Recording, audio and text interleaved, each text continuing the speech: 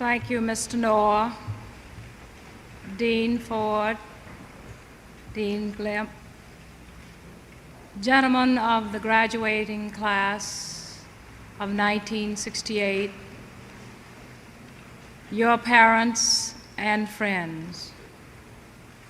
It is indeed a humbling experience for me to have been invited by you to give your class day address.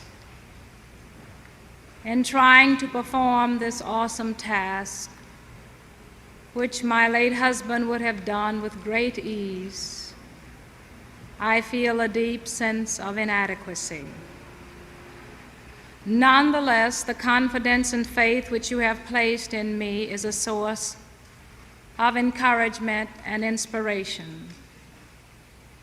In these days when young people want so earnestly to make their own decisions, it is most comforting and gratifying for me to have been invited directly by you and not derivatively through administrative decision. The tragic events of recent months, starting with the assassination of my late husband, Martin Luther King Jr., in Memphis, Tennessee, and followed in exactly 2 months by the assassination of Robert F. Kennedy in Los Angeles, California, cause us to realize that the very fabric of which our society is woven is being torn away. These men have been eulogized as great men, as loyal Americans and dedicated servants of humanity. One black and one white, both young men, both devoted fathers and husbands. By profession, one was a minister who sought to change society by moral persuasion through love and nonviolence. The other was a political leader who sought to change society through the political process. Both methods are necessary and highly legitimate. These two men addressed themselves to the burning issues of our times. They spoke out against great evils in our society: racism, poverty, and war. They were great and effective actors on the stage of history. They played their parts exceedingly well, thus inspiring millions. They are part of that creative minority which helped to move society forward. As young people, as students, your lives have been greatly affected by the loss of these champions of freedom, of justice, of human dignity and peace. In a power-drunk world where means become ends and violence becomes a favorite pastime, we are swiftly moving towards self-annihilation. Your generation must speak out with righteous indignation against the forces which are seeking to destroy us. The student today is not the carefree, frivolous young person of yesterday's college novels. And decisively, he is not the acquisitive careerist we bemoaned as members of the silent and apathetic generation. Today's student is a serious-minded, independent-thinking individual who seeks to analyze and understand the problems of society and find solutions to these problems which are in keeping with the highest traditions and values of our democratic system. His response to the challenge of the crucial period in the history of our nation and the world is indeed a sobering influence on all of us. What we have seen in the way of student protests is in large measure a reaction to a status quo establishment-centered institutions of which students feel have allowed them little or no voice in policy-making decisions. This conflict between students and administration has often been improperly interpreted by the media, giving the impression that only a few leftist militants are making trouble. This is tantamount to skirting the real issues involved. Today's student is now recognized as a significant political actor with amazing power to influence the course of societies all over the world. In many ways, American students have now, with all their innocence and open generosity, become the prodding conscience to those in power and those aspiring to it. In the United States, candidates for the highest office in the land worry as much about their student support as formerly they concerned themselves with the farm bloc, organized trade union support, or the backing of businessmen. Indeed, the enthusiasm of students in a political cause is a vestment of its legitimacy and honesty. The student crusades behind Senator Eugene McCarthy and the fallen Robert Kennedy created a virtual political miracle by retiring an incumbent president, moving the government to the Paris peace talks, and hopefully inducing basic revisions in our foreign policy. The political scene in our country has never been so marked by student action, and it is not reckless to predict that this is no apparent phenomenon, but a fundamental shift in social patterns that will distinguish this era from others past. Along with classes and races and conventional pressure groups, generations are now useful and appropriate categories of historical action and understanding. It is a totally novel development and a paradoxical one that students, most of whom have no vote, emerge as a formidable political force for progressive change. If student action has been dramatic in the United States, its impact has been thunderous in Europe. In France, it was the spark that ignited a political conflagration engulfing the whole society and forcing it to confront long-delayed issues of economic justice and real political freedom. There, too, a government pursued foreign and military policies on the backs of its citizens.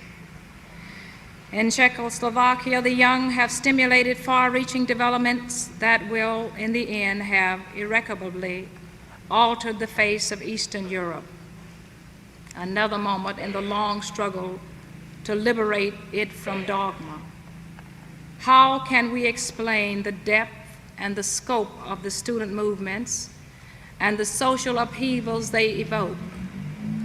I think it must be seen that in the swiftly evolving technological societies of today, students, faculty, and all intellectuals are playing a new role. They are not only contributors, as in the past, of ideas and new concepts to the masses, no longer merely rationalizers of the status quo, but in the nature of modern industrial society, they have become a mass force themselves. They count. They are crucial.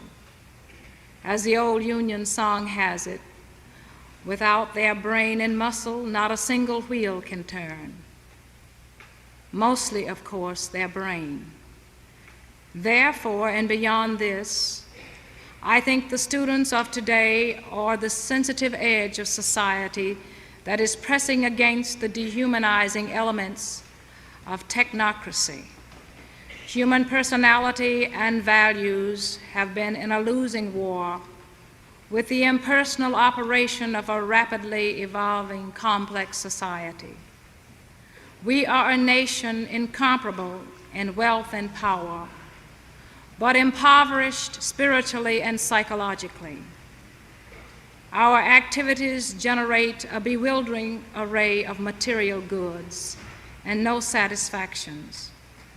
Our machines have grown so large and we have become so small. We no longer ask for what purpose they are made. Instead of a flowering of personality, with the decrease in heavy labor, there is such a loss of identity and growth of alienation that the distinctiveness of individuals has become blurred and homogenized. My husband frequently warned us of a trend toward what he called the thingification of people, a thing-centered rather than a person-centered society. Why have students been more sensitive to this assault on personality? This generation is practically the first to be brought up in the modern child-rearing philosophy according to which each child is an individual.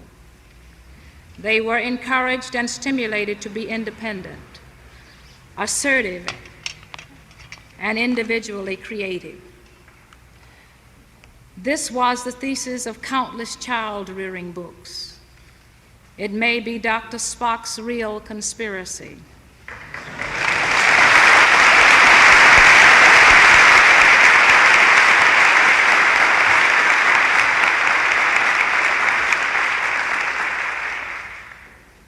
Parents did the job well.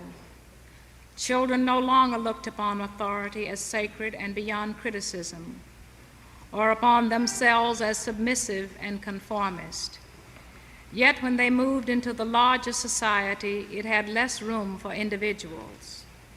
It had computer numbers for each and rules old men had made in a distant past.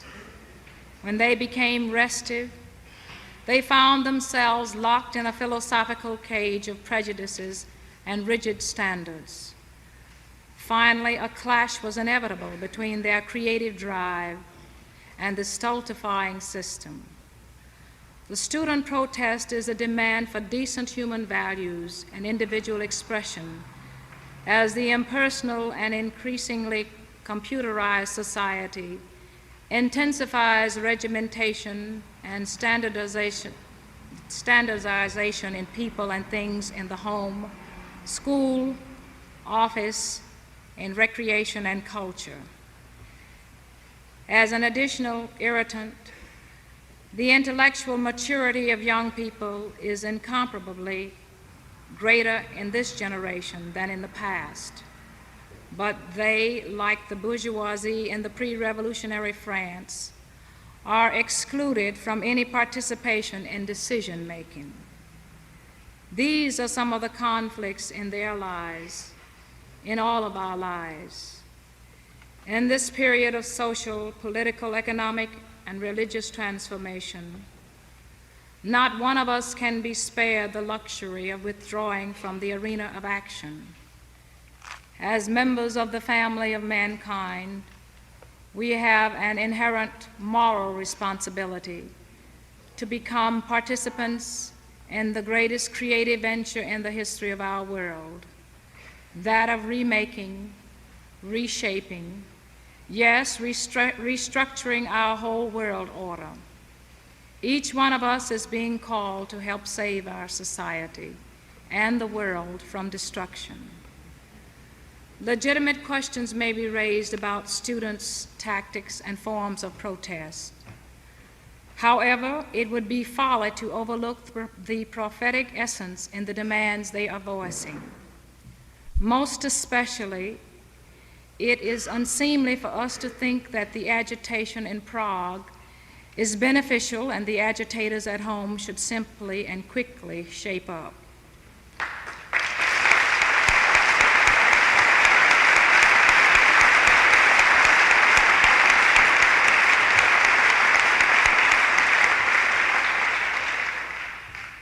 Some of the objectives of the newly organized young may be immature and even somewhat divorced from realities. But there is nothing childish about their focus on the horrors of war and barbarities of race prejudice and inequality that seam and scar our society. Some students may foolishly rationalize excesses in drug consumption and sexual freedom, but if this were all they championed, their cause would long since have withered into a peculiar isolated sect, without influence or numbers, and also without threat. But the rational essence in their protest has aroused sympathetic chords in large elements of the population who also want an end to war, to inequality, and the fragmentation of personality. None of us want to live in a computer dynasty as programmed people. We must all begin to question the experts. They have not really been right. No abundance of material goods can compensate for the death of individuality and personal creativity.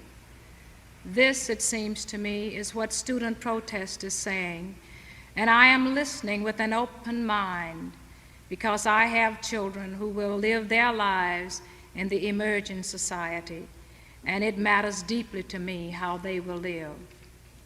For me, as for millions of Black Americans, there is a special dimension to our national crisis. We are not only caught up in all the evils of contemporary society, we are its lowest and most deprived component.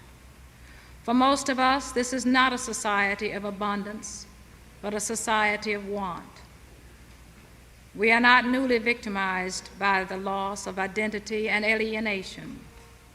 We have suffered an imposed heritage of exclusion and frustration for generations. Our future is doubly bleak as we face the unabated racism and deepened deprivation reserved for Black Americans. It is extraordinary how well poverty has been concealed in the United States. For 25 years or more, government leaders have boasted of economic progress and the miracles of production the nation accomplished. Yet few people have heard the groans of 35 million poor, Black and white. Black youth are commonly depicted today as dangerous, carrying firebombs in their hands and hatred in their hearts. Who noticed before the fact that their hands were idle, their pockets empty, their hopes frustrated, and their hearts broken by indifference and contempt? Everyone is aware that a relatively few young Negroes have resorted to violence. But how many know that the unemployment rate for Negro youth in major urban centers has soared between 35 and 50%? They live in squalor in slums. They are cheated in education. They cannot hope for normal married lives, and they can expect more disease and earlier death than their white counterparts. To be a Negro in the United States is to be the victim of a system of deprival in a context of personal humiliation. I do not speak impersonally. I was reared in second-class citizenship and have known the sting of humiliation in countless days of my life. The Poor People's Campaign in Washington was conceived by my late husband and the staff of the Southern Christian Leadership Conference as America's last hope to deal with the twin problems of racism and poverty. The poor in this nation are entitled to a job or an income.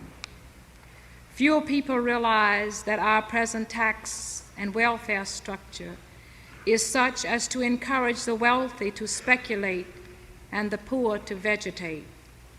If a rich man wants to speculate, he is encouraged by preferential capital gains and loss provisions, which give him a 25% cushion against losses and take less than half as much on his normal earnings.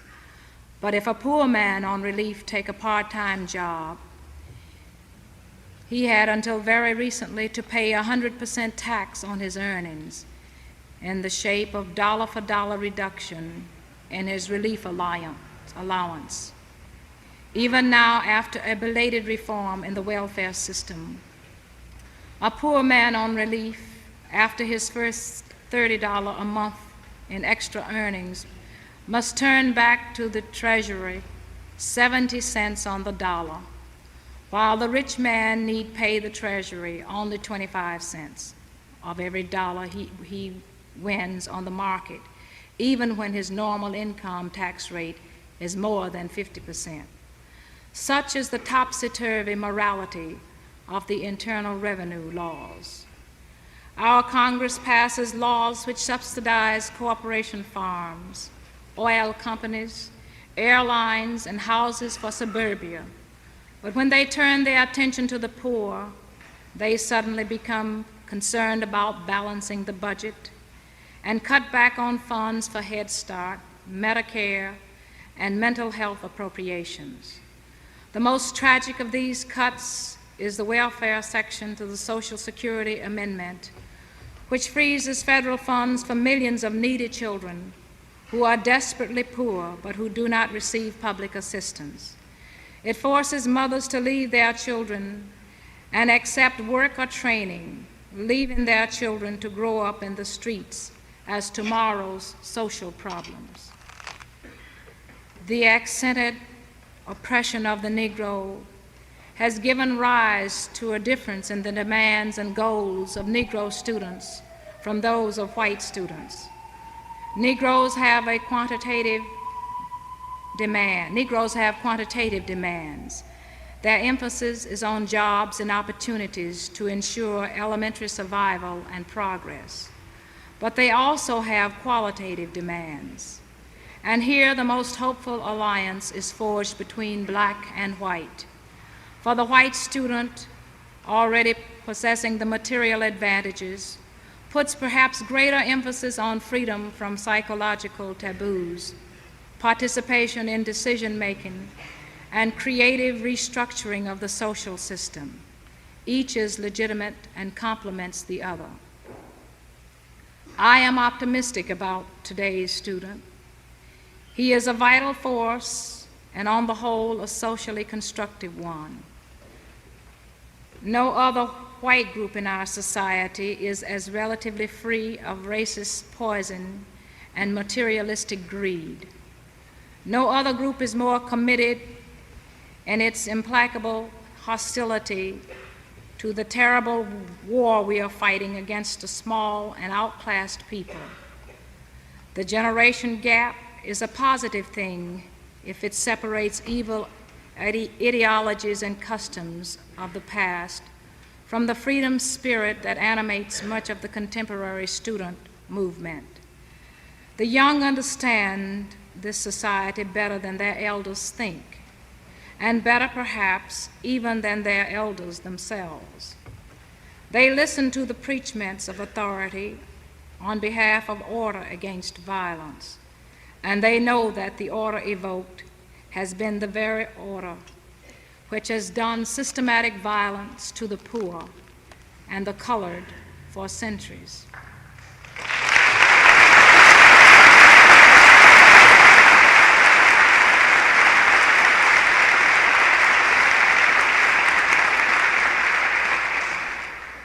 That violence is still being done today in obviously cruel as well as in subtle ways. And so I must say that many of the young feel as I do, that official responses to the frightful and to the personally painful assassinations of these past months have been inadequate. Has not power heard the grim tidings, the anguish from the ghettos, the rural slums, the battlefields abroad, the violence which periodically shocks us in a reflection of the violence to which we have become immune? It is a reflection of the violence our media celebrate. It is, I say, with all due respect to the office of the President of the United States, that even intense prayer and a new commission of notables will not ease the violence in our lives.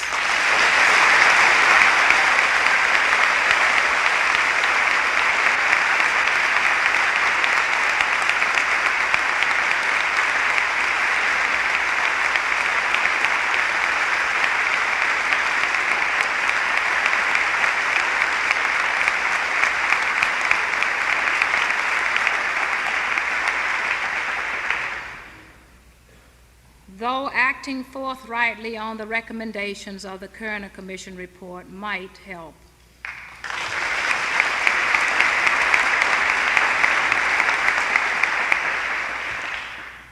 this is no time for business as usual, and strengthening the police is business as usual.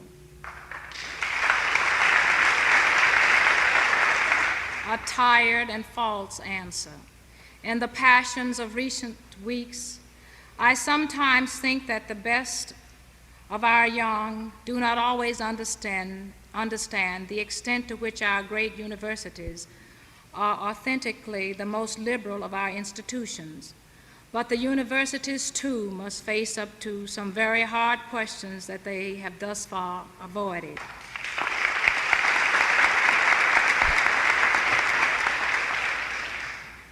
This war, which is the most cruel and evil war in our history, must come to an end. I call upon the President of the United States to stop the bombing in Vietnam now.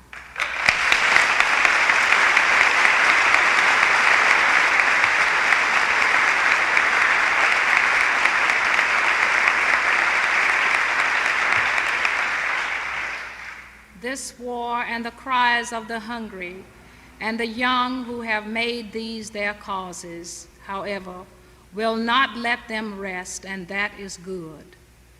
There is reason to hope and to struggle if young people continue to hold high the banner of freedom. They have made mistakes and will make more, but the older generation has failed America dismally, and if it is discredited, it has earned its disrepute.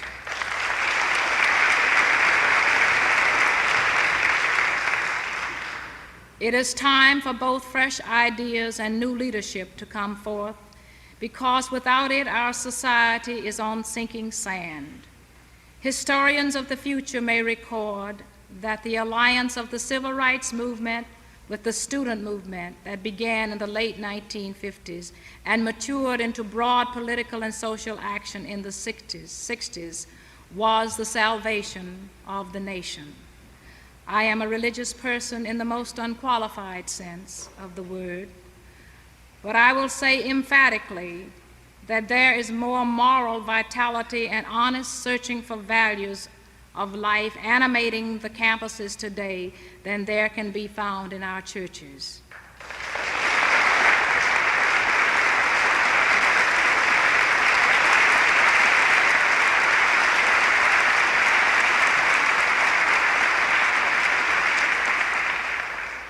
The world is in dire need of a spiritual awakening which will make those eternal values of love, justice, mercy, and peace meaningful in our time.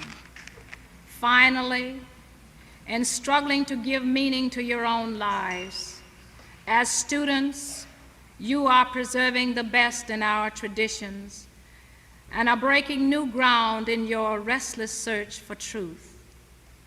With this creative force to inspire all of us, we may yet not only survive, we may triumph.